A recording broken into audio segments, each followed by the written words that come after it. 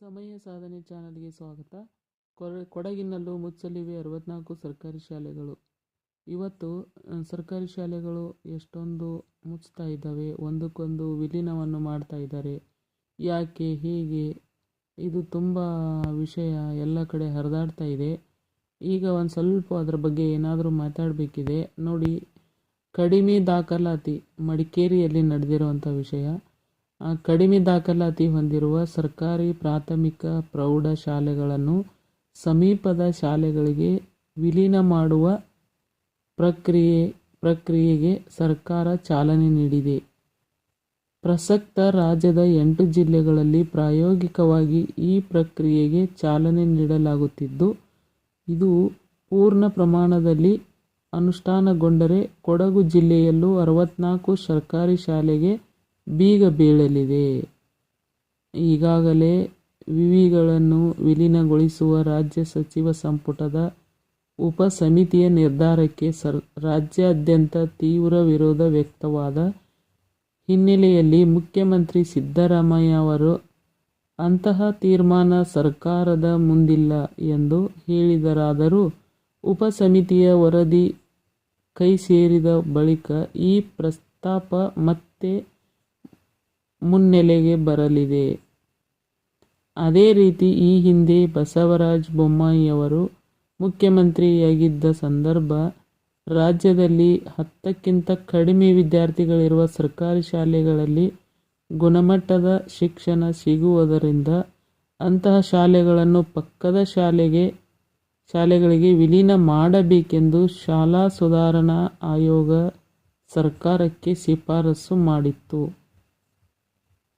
ಆಗ ವಿಪಕ್ಷದಲ್ಲಿದ್ದ ಕಾಂಗ್ರೆಸ್ ಇದಕ್ಕೆ ತೀವ್ರ ವಿರೋಧ ವ್ಯಕ್ತಪಡಿಸಿದ್ದು, ಆದರೆ ಇದೀಗ ರಾಜ್ಯ ಸರ್ಕಾರ ಸದ್ದಿಲ್ಲದೆ ಅಂತಹ ಸರ್ಕಾರಿ ಪ್ರಾಥಮಿಕ ಶಾಲೆಗಳನ್ನು ವಿಲೀನ ಮಾಡುವ ಪ್ರಕ್ರಿಯೆಗೆ ಚಾಲನೆ ನೀಡುವುದು ಅಚ್ಚರಿ ಮೂಡಿಸಿದೆ.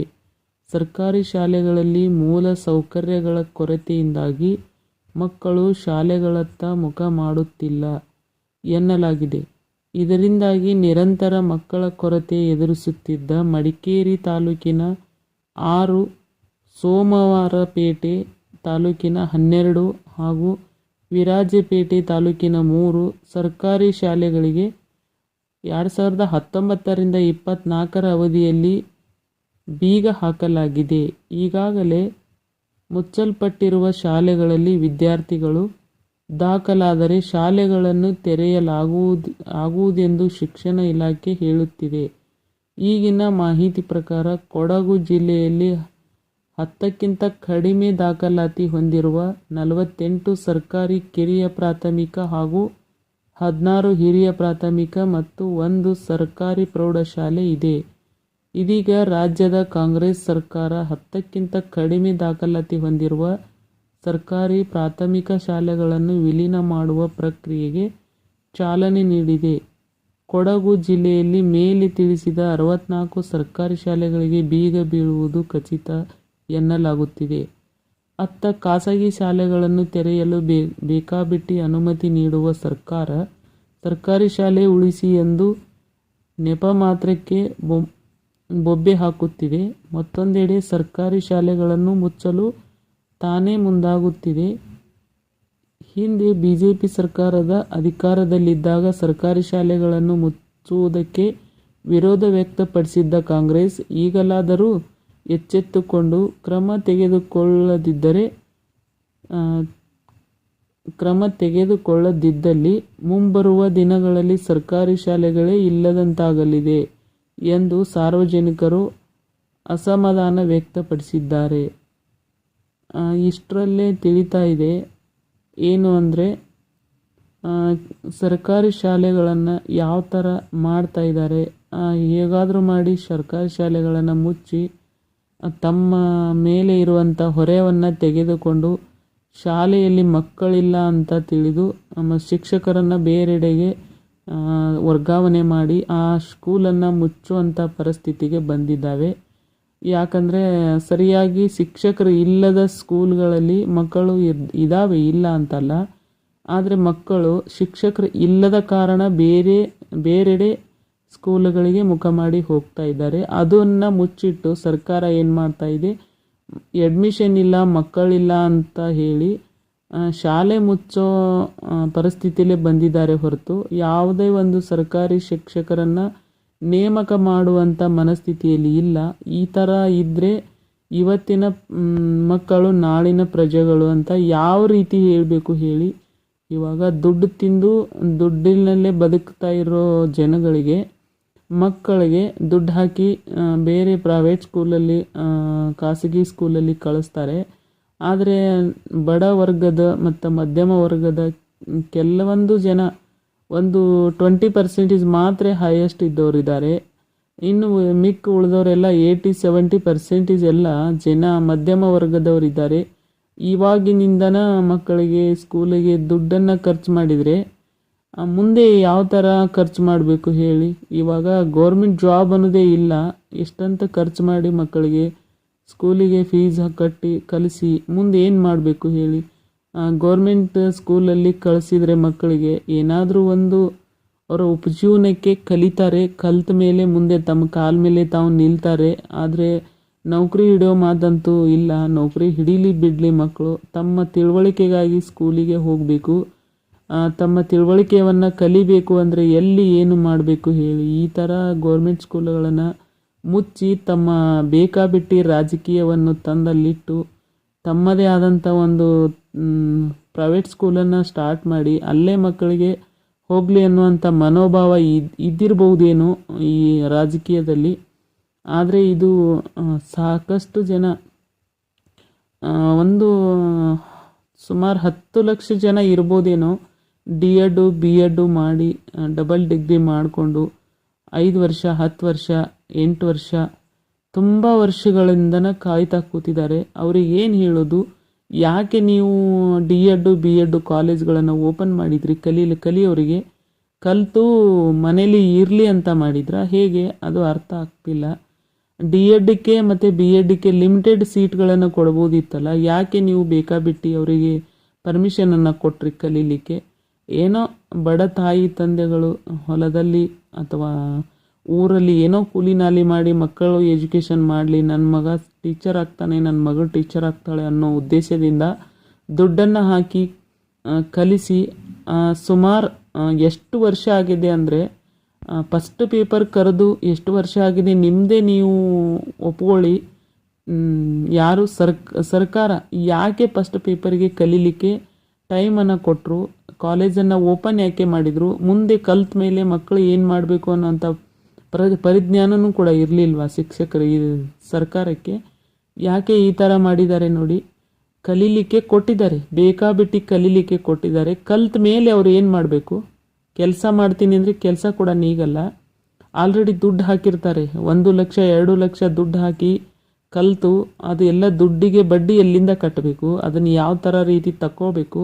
ಯಾಕಂದರೆ ನಾಲೆಜ್ ಬರೋದು ಯಾವಾಗ, ಒಂದು SSLC ಅಥವಾ PUC ಮುಗಿದ ಕೂಡಲೇ ನಾಲೆಜ್ ಬಂದಿರುತ್ತೆ.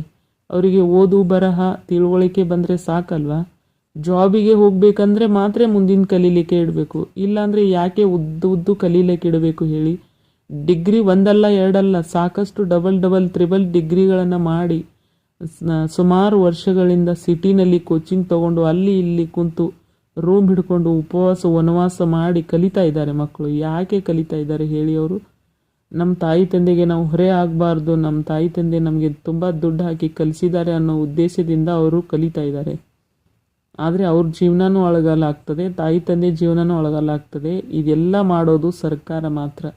ಯಾಕಂದರೆ ಎಲ್ಲ B.Ed ಕಾಲೇಜ್ಗಳನ್ನೇ ಮೊದಲು ಮುಚ್ಚಿಸಿಬಿಡಿ ನೀವು. ಅವರು ಕಲೀಲಿಕ್ಕೆ ಜಾಗ ಇಲ್ಲಾಂದರೆ ಎಲ್ಲಿ ಕಲಿತಾರೆ ಹೇಳಿ. ಅಲ್ಪ ಸ್ವಲ್ಪ ಕಲಿತಾರೆ, ಅಲ್ಪ ಸ್ವಲ್ಪ ಜಾಬ್ ಆಗ್ತದೆ. ಕಲಿತು ಅಷ್ಟೆಲ್ಲ ಖರ್ಚು ಮಾಡಿ ಕಲಿಯೋ ಆಸೆದಿಂದ, ಜಾಬಿನ ಆಸೆದಿಂದ ಕಲಿಯೋದು. ಜಾಬೇ ಇಲ್ಲಾಂದರೆ ಯಾಕೆ ಕಲಿಬೇಕು ಹೇಳಿ. ಕಲೀಲಿಕ್ಕೆ ಯಾಕೆ ಪರ್ಮಿಷನ್ ಕೊಡ್ತೀರಾ ನೀವು.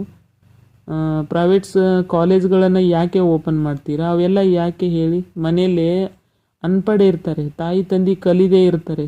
ಮಂದಿ ಮಕ್ಕಳು ಕಲಿತಾವಂದರೆ ನನ್ನ ಮಕ್ಕಳು ಕಲೀಲಿ ಅನ್ನೋ ಉದ್ದೇಶದಿಂದ ಕೂಲಿ ನಾಲಿ ಮಾಡಿ ಮಕ್ಕಳಿಗೆ ಕಲಿಸ್ತಾರೆ. ನಾಳೆ ನಮ್ಮ ಊರಿಗೆ ಒಂದು ಮೇಷ್ಟ್ರಾಗಿ ಬರ್ತಾರೆ, ನನ್ನ ಮಗಳು ಕೂಡ ಬರ್ತಾಳೆ, ನನ್ನ ಮಗನೂ ಕೂಡ ಬರ್ತಾನೆ ಅನ್ನೋ ಆಶೆಯಿಂದ ಕಷ್ಟಪಟ್ಟು ದುಡ್ಡು ಹಾಕಿ ಮಕ್ಕಳಿಗೆ ಎಜುಕೇಷನನ್ನು ಕೊಡಿಸಿರ್ತಾರೆ. ಅವ್ರ ಹಿಂದೆ ತಾಯಿ ತಂದೆ ಅಷ್ಟೇ ಅಲ್ಲ,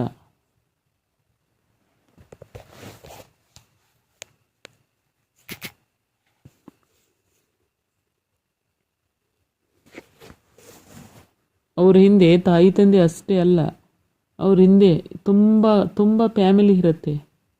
ಅಣ್ಣ ಕಲಿತಿದ್ರೆ ತಂಗಿ ಇರ್ತಾಳೆ, ತಂಗಿ ಮದುವೆ ಇರ್ತದೆ, ಅಣ್ಣನ ಜಾಬ್ ಆದಮೇಲೆ ತಂಗಿ ಅಂದ್ಕೊಂಡಿರ್ತಾಳೆ, ಅಥವಾ ಅಕ್ಕ ಇರ್ತಾಳೆ, ಈ ಥರ. ಮತ್ತು ಹೆಣ್ಮಕ್ಳು ತುಂಬ ವರ್ಷದಿಂದ ಕಲಿತು ಕೂತಿರ್ತಾರೆ. ಇನ್ನೇನು ಮದುವೆ ಮಾಡ್ಕೋಬೇಕಂದ್ರೆ ಜಾಬ್ ಆದಮೇಲೆ ಮದುವೆ ಮಾಡ್ಕೋಬೇಕು ಅಂದ್ಕೊಂಡಿರ್ತಾರೆ. ಜಾಬ್ ಇಲ್ಲ ಅಂದರೆ ಏನು ಮಾಡೋದು ಅಂತ ಈ ಥರ ಕೊರಗಿರ್ತದೆ. ಅದೆಲ್ಲ ಯಾವಾಗ ಈಡೇರೋದು? ನೀವು ಕಲೀಲಿಕ್ಕೆ ಕಾಲೇಜೇ ಕೊಟ್ಟಿಲ್ಲ ಅಂದರೆ ಅವ್ರು ಯಾಕೆ ಕಲಿತಾರೆ ಹೇಳಿ? ಕಲೀಲಿಕ್ಕೆ ಹೈಯೆಸ್ಟ್ ಪರ್ಸೆಂಟೇಜ್ ಇದ್ದವ್ರಿಗೆ ತಗೊತಾರೆ, ಕಾಲೇಜೇ ಇರಲಿಲ್ಲ ಅಂದ್ರೆ. ಅರ್ಧಂಬರ್ಧ ಕಲಿತು ಕಾಲೇಜ್ ಮಾಡಿ ದುಡ್ಡು ವೇಸ್ಟ್ ಮಾಡಿ ಮನೇಲಿ ಕೂತ್ರೆ ಏನು ಅರ್ಥ ಹೇಳಿ? ಅವ್ರು ಅಷ್ಟೊಂದು ಗುಡ್ದೇ ಒಂದು ಡಿಗ್ರಿ ಮುಗಿಗುಡ್ದೇ ಅವ್ರದ್ದು ಮ್ಯಾರೇಜ್ ಆಗಿ ಏನೋ ಒಂದು ಲೈಫನ್ನು ಸೆಟ್ಲ್ ಮಾಡ್ಕೊತಾರೆ. ಡಬಲ್ ಡಿಗ್ರಿ ಮಾಡಿ 4-6 ವರ್ಷ ಕುಂತು ಕಲಿತು ಆಮೇಲೆ ಜಾಬ್ ಇಲ್ಲ ಅಂತ ಮತ್ತೆ ಮದುವೆ ಮಾಡಿಕೊಂಡು ಮತ್ತೆ ಸಂಸಾರ ಮಾಡಬೇಕಾದ್ರೆ ಎಷ್ಟು ಕಷ್ಟ ಇದೆ ಹೇಳಿ? ಹೆಣ್ಮಕ್ಳಾಗಲಿ ಗಂಡು ಮಕ್ಕಳಾಗಲಿ ಅರ್ಧ ಜೀವನನೇ ಕಲೀಲಿಕ್ಕೆ ಹೋಗಿರ್ತದೆ ಅವ್ರದ್ದು. ಯಾಕೆ ಈ ಥರ ಸರ್ಕಾರ ಮಾಡ್ತದೆ ಅರ್ಥ ಆಗ್ತಿಲ್ಲ. ಏನು ರಾಜಕೀಯದವ್ರು ಮಾಡ್ತಾರಾ, ಏನು ಸರ್ಕಾರ ಮಾಡ್ತದ, ಅಥವಾ ಏನಾದರೂ ಇದಕ್ಕೇನು ಲಿಂಕ್ ಇದೆ? ಏನು ಕಲ್ತಿದವ್ರು ಇದನ್ನು ಮಾಡ್ತಿದ್ದಾರೆ? ಅರ್ಥ ಆಗ್ತಿಲ್ಲ ನೋಡಿ, ಅರ್ಥನೇ ಆಗ್ತಿಲ್ಲ. ಯಾಕೆ ಈ ಥರ ಮಾಡೋದು? ಈ ಥರ ಮಾಡಿದರೆ ಎಲ್ಲರ ಜೊತೆ ಚೆಲ್ಲಾಟ ಆಟ ಆಡ್ದಾಗಲ್ವಾ? ಶಿಕ್ಷಕರ ಜೊತೆ ಆಯಿತು, ಮಕ್ಕಳ ಜೊತೆನೂ ಕೂಡ ಅದೇ ನಡೆದಿದೆ. ತುಂಬ ಎಲ್ಲ ಕಷ್ಟ ನೋಡಿ, ಎಲ್ಲ ಕಷ್ಟ. ಏನು ಮಾಡಬೇಕು? ಕೆಲವೊಬ್ಬರಿಗೆ ಕಲಿಸ್ಲಿಕ್ಕೆ ಅಮೌಂಟ್ ಇರ್ತದೆ, ಒಬ್ರಿಗೆ ಇರೋದಿಲ್ಲ. ನೋಡಿ, ನಮಗೆ ತಿಳಿದಿದ್ದನ್ನು ನಾನು ಮಾತಾಡಿದ್ದೀನಿ. ಬಟ್ ಯಾರಿಗಾದರೂ ಬೇಜಾರು ಆದರೆ ಸ್ವಲ್ಪ ಅಡ್ಜಸ್ಟ್ ಮಾಡ್ಕೊಳ್ಳಿ. ಯಾಕಂದರೆ ಇದು ನಮ್ಮದು ಇದು ಕೊರಗಿದೆ. ಇದು ನಾನು ಕೂಡ ಶಿಕ್ಷಕರಾಗುವಂಥ ಒಂದು ಎಲಿಜಿಬಿಲಿಟಿ ಇದ್ರೂ ಕೂಡ ಏನಂದರೆ ಫಸ್ಟ್ ಪೇಪರು 10 ವರ್ಷದಿಂದ ಕಾಲ್ಫಾರ್ಮ್ ಇಲ್ಲ. 10 ಯಾಕೆ 2012ರಲ್ಲಿ ಇಲ್ಲ 14ರಲ್ಲಿ ಒಂದು ಸತ ಕರೆದಿದ್ದಾರೆ. ಹರಿಬರೆ ಟಿ ಇಟ್ಟು ಹರಿಬರೆಯಲ್ಲಿ ಕೆಲವೊಂದು ಜನ ಕ್ವಾಲಿಫೈಡ್ ಆದರೂ ಕೆಲವೊಂದು ಜನ ಕ್ವಾಲಿಫೈಡ್ ಆಗಲಿಲ್ಲ. ಕ್ವಾಲಿಫೈಡ್ ಆದವ್ರನ್ನೆಲ್ಲ ಬಳಿದು ತುಂಬಿಬಿಟ್ಟಿದ್ರು. ಯಾಕಂದರೆ ಅಷ್ಟೇ ಒಂದು 1600-1800 ಜನ ಕ್ವಾಲಿಫೈಡ್ ಆಗಿದ್ದರು, ಅವರನ್ನು ಎಲ್ಲ ತೊಗೊಂಡ್ಬಿಟ್ರು. ನೆಕ್ಸ್ಟ್ ಟೈಮಲ್ಲಿ ಕ್ವಾಲಿಫೈಡ್ ಆದರೂ ಕೂಡ ಇಲ್ಲ, ಕಲಿತು ವೇಸ್ಟ್ ಅಲ್ವಾ? 2010-11ರಲ್ಲಿ D.Ed ಮುಗಿಸ್ಕೊಂಡು ಸುಮಾರು ಜನ ಕುಂತಿದ್ದಾರೆ. ಅವರು ಏನು ಮಾಡಬೇಕು ಹೇಳಿ ಜೀವನ? 10-11ರಲ್ಲಿ D.Ed ಮುಗಿದಿದ್ದವರು ಇವಾಗ 2025 ನಡೆದಿದೆ. ಎಷ್ಟು ವರ್ಷ ಆಗಿರ್ಬೋದು? ಸುಮಾರು 15 ವರ್ಷ ಕಲ್ತಿದ್ದಾರೆ ಅವರು. 15 ವರ್ಷದಿಂದನೇ ಅವರು ಏನು ಕತ್ತಿ ಕೈಲಿಕ್ಕೆ ಹೋಗ್ಬೇಕಾ? ಮದುವೆ ಮಾಡ್ಕೋಬೇಕಾ? ಏನು ಮಾಡ್ಕೋಬೇಕು ಹೇಳಿ? ಸರ್ಕಾರ ಏನು ಮಾಡ್ತಿದೆ? ಯಾಕೆ ಕಲೀಲಿಕ್ಕೆ ಯಾಕೆ ಕೊಡ್ತಾರೆ ಹೇಳಿ? ಹೌದು, ನಾನು ಕರೆದಿದ್ದೀವಿ, ನೀವು ಜಾಬ್ ಆಗಿಲ್ಲ, ನಿಮ್ಮ ಬುದ್ಧಿಯನ್ನು ನೀವು ಕಾಣ್ಕೊಳ್ಳಿ ಅಂತ ಹೇಳಿ, ಅದಕ್ಕೆ ನಾನು ಒಪ್ತೀನಿ. ಬಟ್ ನೀವು ಕಾಲ್ಫಾರ್ಮೇ ಮಾಡಿಲ್ವಲ್ಲ. ಫಸ್ಟ್ ಪೇಪರ್ ಯಾಕೆ ಕಲೀಲಿಕ್ಕೆ ಕೊಟ್ರಿ? ನೀವು D.Ed ಯಾಕೆ ಕಲೀಲಿಕ್ಕೆ ಕೊಟ್ರಿ? D.Ed ಕಲ್ತಾದ್ಮೇಲೆ ಮತ್ತೆ BA ಮಾಡ್ಕೋಬೇಕು, ಇಲ್ಲ B.Ed ಮಾಡ್ಕೋಬೇಕು ಅಂತ ಹೇಳ್ತಾ ಇದ್ದೀರಿ. ನೀವು ದಿನ ಒಂದು ತರ್ತೀರಿ ರೂಲ್ಸನ್ನು. ಯಾಕೆ D.Ed ಯಾಕೆ ಕೊಟ್ರಿ? First direct B.A.B.Ed ಕೊಡಬೇಕಿತ್ತಲ್ವಾ? B.A.B.Ed ಕೊಡ್ಬೋದಿತ್ತು. B.A.B.Ed ಆದಮೇಲೆ ಜಾಬಿಗೆ ಅದು ಸ್ವಲ್ಪ ಲಿಮಿಟೆಡ್ ಸೀಟನ್ನು ಕೊಡ್ಬೋದಿತ್ತಲ್ಲ ಕಲೀಲಿಕ್ಕೆ ಅರ್ಥ ಆಗೋದಿಲ್ಲ. ಯಾಕೆಂದ್ರೆ ಹಳ್ಳಿ ಜನ ನನ್ನ ಮಗಳಿಗೆ ಸೀಟ್ ಸಿಕ್ಕಿದೆ ಕಲೀಲಿ ಅನ್ನುವಂಥ ಭಾವನೆ ತಾಯಿ ತಂದೆಗೆ ಇರ್ತದೆ. ಕಲ್ತ ಮೇಲೆ ಜಾಬ್ ಮಾಡ್ತಾಳೆ ಅನ್ನೋದಂಥ ಭಾವನೆ ಇರ್ತದೆ. ಜಾಬ್ ಆಗಿಲ್ಲ ಅಂದರೆ ಅವ್ರ ದುಡ್ಡು ಎಲ್ಲಿಂದ ತುಂಬಬೇಕು ಹೇಳಿ? ಅರ್ಥ ಮಾಡ್ಕೊಳ್ಳಿ. ಸರ್ಕಾರ ಕಣ್ ತೆಗಿಬೇಕು, ಕಿವಿನೂ ತೆಗಿಬೇಕು, ಎಲ್ಲ ತೆಗೆದು ಅರ್ಥ ಮಾಡಿಕೊಂಡು ಸ್ವಲ್ಪ ಎಚ್ಚೆತ್ಕೊಂಡು ನೋಡಿದರೆ ಒಂದು ಜೀವ ಎಷ್ಟು ಮಿಡುಕ್ತದೆ ಅಂತ ಅರ್ಥ ಮಾಡ್ಕೊಳ್ಳಿ ಒಂದು ಸ್ವಲ್ಪ. ಅದ್ರ ಹಿಂದೆ ಮಕ್ಕಳ ಜೊತೆನೂ ಕೂಡ ಆಟ ಆಡ್ತೀರಾ ಈಗ? ಶಿಕ್ಷಕರು ಇಲ್ಲದೆ ಶಾಲೆಯಲ್ಲಿ ಮಕ್ಕಳು ಏನು ಗಾಡಿ ನೋಡಿ ಕಲಿಬೇಕಾ? ನಾನು ಬೇರೆ ಸ್ಕೂಲ್ದಲ್ಲಿ ಸುಮಾರು 10 ವರ್ಷ ನಾನು ಕನಿಷ್ಠ ಅಂದರೂ 5-6 ವರ್ಷ ನಾನು ಗೆಸ್ಟ್ ಟೀಚರಾಗಿ ವರ್ಕ್ ಮಾಡಿದ್ದೀನಿ. ಯಾಕಂದರೆ ನನಗೆ ಅಲ್ಲಿ ಏನು ಅಂತ ನನ್ನ ಅನುಭವ ಆಗಿದೆ. ಗೌರ್ಮೆಂಟ್ ಸ್ಕೂಲಲ್ಲೇ ಕಲಿಸಿರೋದ್ರಿಂದ ನನಗೆ ಏನು ಅಂತ ಎಲ್ಲ ಅನುಭವ ಆಗಿದೆ. ಯಾಕಂದರೆ ಅಲ್ಲಿ ಫುಲ್ ಇರೋಲ್ಲ, ಶಿಕ್ಷಕರು ಫುಲ್ ಇರೋಲ್ಲ, ಇರೋರು ಒಬ್ಬರು ಇಬ್ಬರು ಇರ್ತಾರೆ. ಯಾಕೆ ಒಬ್ಬರು ಇಬ್ಬರು ಕಷ್ಟಪಟ್ಟು ಕಲಿಸ್ತಾರೆ ಹೇಳಿ? ಅವರಿಗೆ ದುಡ್ಡು ಎಷ್ಟಿದ್ರೂ ಕೂಡ ಕಲ್ಸೋಕ್ಕಾಗಲ್ಲ. ಯಾಕಂದರೆ ಅಲ್ಲಿ ಅಷ್ಟು ಕೆಲಸನೇ ಇರುತ್ತೆ. ಅಲ್ಲಿ ಬಿಸಿ ಊಟದ ಇರ್ತದೆ, ಮಕ್ಕಳ ಎಣಿಕೆ ಇರ್ತದೆ. ಸಡನ್ಲಿ 5 ನಿಮಿಷ 10 ನಿಮಿಷನೂ ಕೂಡ ಲೇಟ್ ಮಾಡೋಕ್ಕೆ ಬಿಡಲ್ಲ. ಮೆಸೇಜ್ ಹಾಕಿ, ಮೆಸೇಜ್ ಹಾಕಿ, ಪ್ರತಿಯೊಂದು ಮೆಸೇಜ್ ಹಾಕಬೇಕು, ಪ್ರತಿಯೊಂದು ಲೆಕ್ಕಪತ್ರ ಇಡಬೇಕು. ಅವ್ರೇನು ಲೆಕ್ಕಪತ್ರ ಇಡಬೇಕಾ, ಏನು ಸ್ಕೂಲಲ್ಲಿ ಪಾಠ ಹೇಳಬೇಕಾ ಮಕ್ಕಳಿಗೆ? ಒಂದು ಸ್ಕೂಲ್ದಲ್ಲಿ ಒಬ್ಬರು ಅಥವಾ ಇಬ್ಬರು ಇರ್ತಾರೆ. ನಾನು ಹೋಗಿರೋ ಸ್ಕೂಲ್ದಲ್ಲಿ ಒಬ್ಬರೇ ಟೀಚರ್ ಇದ್ದರು. ಅಲ್ಲಿ ಮುಖ್ಯ ಶಿಕ್ಷಕರು ಇಲ್ಲ, ಬೇರೆ ಅದರ್ ಶಿಕ್ಷಕರು ಇಲ್ಲ. ಆ ಶಿಕ್ಷಕರು ಮೇಡಮ್ ಇದ್ದರು. ಅವ್ರು ಏನು ಮಾಡಬೇಕು? ಗೌರ್ಮೆಂಟ್ ಸ್ಕೂಲ್ ಅನ್ನೋದು ಹೆಸರು, ಅಲ್ಲಿ ಏನು ಮಾಡಬೇಕು ಹೇಳಿ? ಅವರು ಏನು ಮುಖ್ಯ ಶಿಕ್ಷಕರಾಗಿ ವರ್ಕ್ ಮಾಡಬೇಕಾ, ಏನು ಮಕ್ಕಳಿಗೆ ಪಾಠ ಹೇಳಬೇಕಾ, ಏನು ಬಿಸಿ ಊಟ ನೋಡ್ಕೋಬೇಕಾ, ಏನು ಮಾಡ್ಕೋಬೇಕು? ತುಂಬ ತುಂಬ ತುಂಬ ಕಷ್ಟ ಇತ್ತು ಅವರಿಗೆ. ನಾವು ಗೆಸ್ಟ್ ಟೀಚರೇ 4-5 ಜನ ಅಲ್ಲೇ ಇದ್ವಿ. 4-5 ಜನ ನಾವು ಗೆಸ್ಟ್ ಟೀಚರ್. ಏನೇ ಮಾಡಿದ್ರು ನಾವು ಗೆಸ್ಟ್ ಟೀಚರು. ನಮಗೆ ಪಾಠ ಒಂದು ಬಿಟ್ಟರೆ ನಮಗೆ ಯಾವ ಅರ್ಹತೆಯೂ ಇರೋದಿಲ್ಲ. ಎಲ್ಲ ನಾವು ಬರೀ ಪಾಠ ಮಾತ್ರ ಮಾಡೋದು. ಯಾವ ಬರೀಲಿಕ್ಕೆ ಇರೋಲ್ಲ, ಯಾವ ತರಲಿಕ್ಕೆ ಏನು ನಮಗೇನು ಅದು ಸಂಬಂಧ ಇರೋದಿಲ್ಲ. ಈ ಥರ ಇರ್ತದೆ. ನಾನು ಕಷ್ಟ ನೋಡಿದ್ದೀನಿ. ಮಕ್ಕಳು ನಾವು ಇದ್ದಿಲ್ಲ ಅಂದರೆ 4 ಗೋಡೆಗಳನ್ನೇ ಮುಖ ನೋಡಿ ಕೂಡಬೇಕಾಗ್ತಿತ್ತು. ನಾವು ಹೋಗಿದ್ವಿ, ಮಾಡಿದ್ವಿ, ಇಲ್ಲ ಅಂತಲ್ಲ. ಆದರೆ ಗೆಸ್ಟ್ ಟೀಚರ್ ಮೇಲೆ ಎಷ್ಟು ವರ್ಷ ಅಂತ ಇದು ನಡೆಸ್ತಾ ಇದ್ದಾರೆ ಗೌರ್ಮೆಂಟ್ದವರು. ದುಡ್ಡಿಲ್ವಾ ಇವ್ರ ಕಡೆ? ದುಡ್ಡಿಲ್ಲ ಅಂದರೆ ಯಾಕೆ ಸರ್ಕಾರ ನಡೆಸ್ತಾರೆ ಹೇಳಿ? ದುಡ್ಡಿಲ್ಲ ಅಂದರೆ ಈ ಇದನ್ನು ಕೊಟ್ಟಿದ್ದಾರಲ್ಲ, ಏನಿದು ಗ್ಯಾರಂಟಿಗಳನ್ನು ಕೊಡ್ತಾರಲ್ಲ, ಯಾಕೆ ಕೊಡ್ತಾರೆ ಇದನ್ನು ಹೇಳಿ? ಎಲ್ಲರ ಮನೆಯಲ್ಲಿ ಎಜುಕೇಷನ್ ಮಾಡೋ ಮಕ್ಕಳಿದ್ದಾವೆ. ಮಕ್ಕಳಿಗೆ ಹೆಲ್ಪ್ ಆಗೋದಂಥದ್ದು ಏನಾದರೂ ಮಾಡಲಿ ಅಂತ ನಾನು ಹೇಳ್ತೀನಿ. ಬಟ್ ದುಡ್ಡಿಲ್ಲ ಅಂದರೆ ಇದಕ್ಕೆ ದುಡ್ಡು ಇರ್ತದೆ, ಅದಕ್ಕೆ ದುಡ್ಡಿಲ್ವಾ? ನೋಡಿ, ಮಕ್ಕಳ ಜೊತೆ ಚೆಲ್ಲಾಟ ಆಡ್ತಾರೆ. ಯಾಕಂದರೆ ಮೊದಲು ಮಕ್ಕಳಾದ್ಮೇಲೆ ದೊಡ್ಡವರಾಗೋದು. ಮಕ್ಕಳಿಗೇನೆ ಅನುಕೂಲ ಇಲ್ಲ ಅಂದರೆ ದೊಡ್ಡವರಾಗಿ ದುಡ್ಡು ತೊಗೊಂಡು ಏನು ತಿಂತಾರ ಕೂತು? ನೋಡಿ, ಈ ಎಲ್ಲರೂ ಶಿಕ್ಷಕರಾಗೋ ಜನಕ್ಕೆ ಇದು ಒಂದು ಮಾದರಿ ಅಂತ ಅಂದ್ಕೊಂಡಿದ್ದೀನಿ. ಯಾಕಂದರೆ ನನಗೂ ಕೂಡ ತುಂಬ ತುಂಬ ತುಂಬ ತುಂಬ ಬೇಜಾರಾಗ್ತಿದೆ ಇದೆಲ್ಲ ಮಾಡೋದನ್ನು. ಗೌರ್ಮೆಂಟ್ ಸ್ಕೂಲ್ಗಳನ್ನು ಮುಚ್ಚಲಿಕ್ಕೆ ಹೊರಟಿದ್ದಾರೆ ಅಂದರೆ ಯಾಕೆ? ಪ್ರೈವೇಟ್ ಸ್ಕೂಲಿಗೆ ಯಾಕೆ ಇವರು ಕೊಡ್ತಾರೆ ಪರ್ಮಿಷನನ್ನು? ಅಂದರೆ ತಮ್ಮದು ದುಡ್ಡು ಖರ್ಚಾಗಬಾರ್ದನ್ನೋ ಉದ್ದೇಶ ಅಲ್ವಾ ಇವರಿಗೆ? ಅದೇ ನಾವು ಪ್ರೈವೇಟ್ ಸ್ಕೂಲ್ದಲ್ಲಿ ಹೋದರೆ ನಮಗೆ ಎಷ್ಟು ಪೇಮೆಂಟ್ ಕೊಡ್ತಾರೆ ನೋಡಿ, 3,000ದಿಂದ 4,000 ಅಷ್ಟೇ ಕೊಡೋದು. ಆ ಥರ ಕೊಟ್ಟರೆ ಯಾರು ಹೊಟ್ಟೆ ತುಂಬ್ತದೆ ಹೇಳಿ? ಅದು ಮಾಡಬೇಡಿ. ಗೌರ್ಮೆಂಟ್ದವರು ಸೀದಾ ಸಾದಾ ನೋಡಿ ಎಲ್ಲನೂ ಬರಿಗೆ ಒಂದು ಒಂದು ಒಂದು ಅಳತೆಗೆ ಬರಲಿ. ಏನಾದರೂ ಒಂದು ಮಾಡಲಿ. ಇಲ್ಲ ಅಂತಂದರೆ ಇದು ಮುಂದೊಂದು ದಿನಕ್ಕೆ ಯಾವ ಸ್ಕೂಲೂ ಇರಲ್ಲ, ಯಾವ ಗೌರ್ಮೆಂಟ್ ಸ್ಕೂಲನ್ನು ಹೆಸರಿಗೆ ಮಾತ್ರ ಇರಲ್ಲ, ಎಲ್ಲ ಹೋಗ್ತವೆ. ಎಲ್ಲ ಗೌರ್ಮೆಂಟ್ ಸ್ಕೂಲ್ದಲ್ಲಿ ಕಲಿಯೋ ಮಕ್ಕಳು ಇರಲ್ಲ, ಶಿಕ್ಷಕರು ಇರಲ್ಲ, ಎಲ್ಲ ಪ್ರೈವೇಟೇ ಆಗಿಬಿಡ್ತದೆ. ಗೌರ್ಮೆಂಟ್ ಸ್ಕೂಲ್ ಅನ್ನೋದೇ ಇಲ್ಲ ನೋಡಿ, ರಾಜಕೀಯದೇ ಉಳಿದು ಬಿಡ್ತದೆ. ತುಂಬ ಕಷ್ಟ ಇದೆ, ಇದು ತುಂಬ ಕಷ್ಟ ಇದೆ. ಈ ಥರ ಮಾಡಿದರೆ ನನಗೆ ಯಾಕೋ ದೊಡ್ಡ ಬೇಜಾರಾಯಿತು. ಈ ಥರ ಸ್ಕೂಲ್ಗಳನ್ನು ಮುಚ್ತಾ ಇದ್ದಾರೆ, ಮತ್ತು ಬೇರೆ ಬೇರೆ ಸ್ಕೂಲ್ಗಳಿಗೆ ಇದನ್ನು ಒಯ್ದು ಕಳಿಸ್ತಾರೆ ಅಂತ ಅಂದರೆ ತುಂಬ ತುಂಬ ತುಂಬ ಕಷ್ಟ ನೋಡಿ. ಇದು ಎಲ್ಲಿಂದ ತರೋದು? 64 ಸ್ಕೂಲ್ಗಳನ್ನು, ಸರ್ಕಾರಿ ಶಾಲೆಗಳನ್ನು ಮುಚ್ತಾ ಇದ್ದಾರೆ ಅಂದರೆ 64 ಶಾಲೆಯಲ್ಲಿ ಎಷ್ಟು ಶಿಕ್ಷಕರು ಇಲ್ಲದ ಹಾಗೆ ಆಗ್ತದೆ ನೋಡಿ. ಇಲ್ಲಿ ಸುಮಾರು ಒಂದು ಸ್ಕೂಲ್ದಲ್ಲಿ 5ರಿಂದ 6 ಶಿಕ್ಷಕರು ಮಾತ್ರ ಬೇಕಾಗ್ತಾರೆ. 64 × 6 ಎಷ್ಟು? ಒಂದು 300ರಿಂದ 400 ಶಿಕ್ಷಕರು ಇಲ್ಲಾಗ್ತಾರೆ ಇಲ್ಲಿ. ಏನು ನೋಡಿ, ಇದೇ ಥರ ಒಂದೊಂದು ಜಿಲ್ಲೆಗೆ ಒಂದೊಂದು ವಿಭಾಗಕ್ಕೆ ಈ ಥರ ಹೋದರೆ ಎಲ್ಲಿ ಹೋಗೋದು? ಕಲ್ತಿರೋರು B.Ed D.Ed ಮಾಡಿ ಡಬಲ್ ಡಿಗ್ರಿ ಮಾಡಿ ಎದಕ್ಕೆ ಕೊಡೋದು ಹೇಳಿ? ಯಾಕೆ ಕಲೀಲಿಕ್ಕೆ ಕೊಡ್ತಾರೆ ಇವರು? ಎಲ್ಲ ಮುಚ್ಕೊಂಡು ಬಿಡಲಿ. D.Ed B.Ed ಎಲ್ಲ ಡಿಗ್ರಿಗಳನ್ನು ಮುಚ್ಚಿಬಿಡಲಿ. ಯಾಕೆ? PUC ಮಾತ್ರ ಕಲ್ತ್ರೆ ಆಗಲ್ವಾ ಇವರಿಗೆ? ಅರ್ಥ ಆಗ್ತದೆ ಅಲ್ವಾ? ತಿಳುವಳಿಕೆ ಆಗಿರ್ತದೆ. ಅವರು ಜೀವನವನ್ನು ಕಟ್ಕೊತಾರೆ. ಮುಗಿದ ಮೇಲೆ ಹೆಣ್ಮಕ್ಳು ಮದುವೆ ಮಾಡ್ಕೊಂಡು ಹೋಗ್ತಾರೆ, ಗಂಡು ಮಕ್ಕಳು ಒಂದು ಜವಾಬ್ದಾರಿಯನ್ನು ತಗೊತಾರೆ. ಹೊಲ ಇದ್ರೆ ಹೊಲ ಕೆಲಸ ಮಾಡ್ತಾರೆ, ಇಲ್ಲ ಅಂದರೆ ಏನಾದರೂ ಒಂದು ಕೆಲಸವನ್ನು ಮಾಡಿ ಇನ್ನೊಬ್ರಿಗೆ ಸಾಕುವಂಥ ಮನುಷ್ಯರಾಗ್ತಾರೆ. ಅದು ಬಿಟ್ಟು ಖರ್ಚು ಮಾಡಿ ಟೈಮ್ ಕೊಟ್ಟು ಕಲಿತು ಏನು ಮಾಡಬೇಕು ಹೇಳಿ? ಅವರು ಮುಂದೆ ಎಲ್ಲಿ ಹೋಗಬೇಕು, ಬೇರೆದವ್ರಿಗೆ ಹೇಗೆ ಸಾಕ್ತಾರೆ ಅವರು, ತಮ್ಮ ಹೊಟ್ಟೆಗೆ ತಾವು ತುಂಬಿಕೊಳ್ಳುವಂಥ ಎಬಿಲಿಟಿ ಕೂಡ ಅವರಲ್ಲಿ ಇಲ್ಲ ಈಗ. ಯಾಕಂದರೆ ದುಡಿಲಿಕ್ಕೆ ಹೋದರೆ ದುಡಿಯೋಕ್ಕಾಗಲ್ಲ. ಎಲ್ಲಿಯಾದರೂ ಕಲಿಸ್ಲಿಕ್ಕೆ ಹೋಗ್ತೀನಿ ಅಂದರೆ ಅವ್ರದ್ದು ಒಂದು ಬೈಕ್ ಅಥವಾ ಒಂದು ಆಟೋ ಚಾರ್ಜು ಕೂಡ ಆಗಲ್ಲ.